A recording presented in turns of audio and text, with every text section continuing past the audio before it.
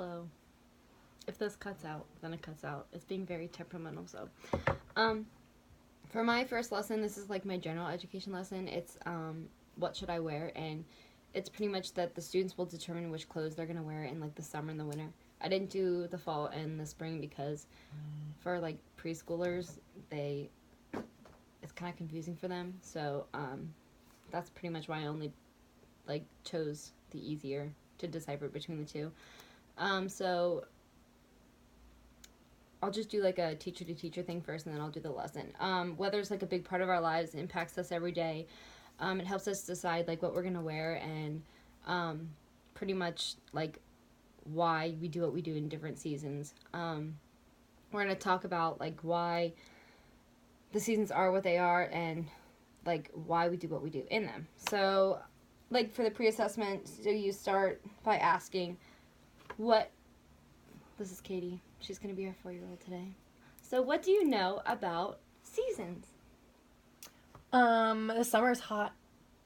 You're right, summer is hot. What else? The winter has snow.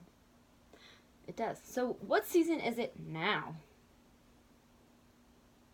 Spring. Okay. So how do you know it's spring? Because it rains a lot. It does rain a lot. Is it raining right now?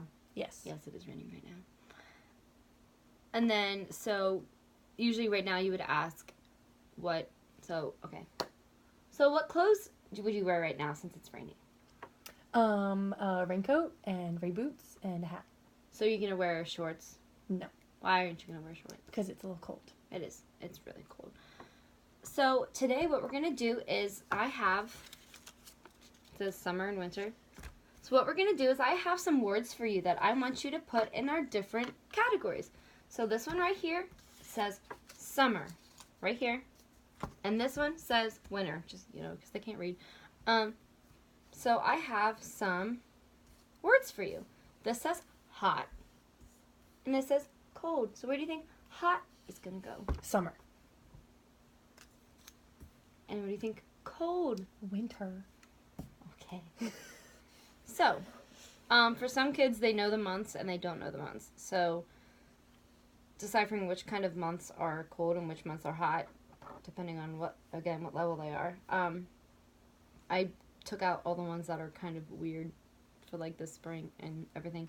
So, if you're in July, is it going to be hot or cold in July?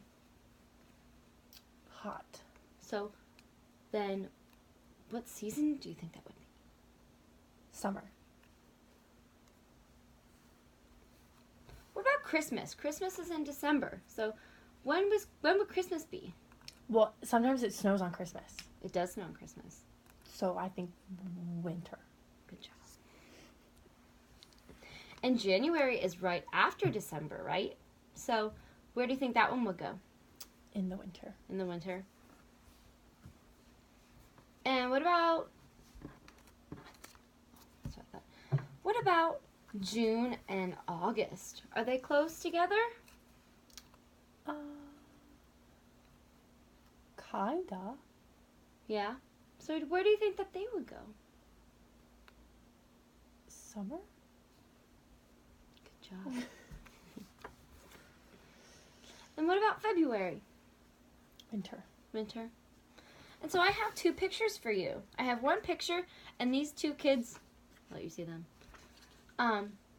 These 2 kids are playing with sand, and these 2 kids are building a snowman. So where do you think that these are going to go? So where did you put that one? In winter, because they're building a snowman. Okay. And winter is what? Cold. And where are you going to put this one? In summer, because they're at the beach. Good job. So that's kind of like a different activity. So teacher to teacher, I'm in pre-K counts. So their attention spans are very different because they're all at risk for being, at risk for disability. So kind of having different activities during one lesson is really good to kind of keep them engaged into one topic. So I have like 3 different activities. All right. For our second activity, what you're going to do is we're going to keep our summer and we're going to keep our winter. And remember we talked about what clothes that we wear when it's hot and cold. So I have all these different little pictures of their like clothing. And so you're going to sort them into different piles of what things you should wear in the summer and what things that you should wear in the winter.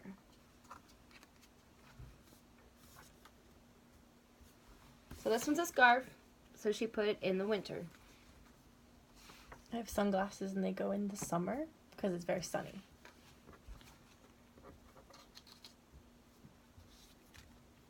Pants in the winter. Bathing suit for the summer. There's another one. Warm hats for the winter. Coat for the winter. Gloves in the winter. Baseball hats in the summer.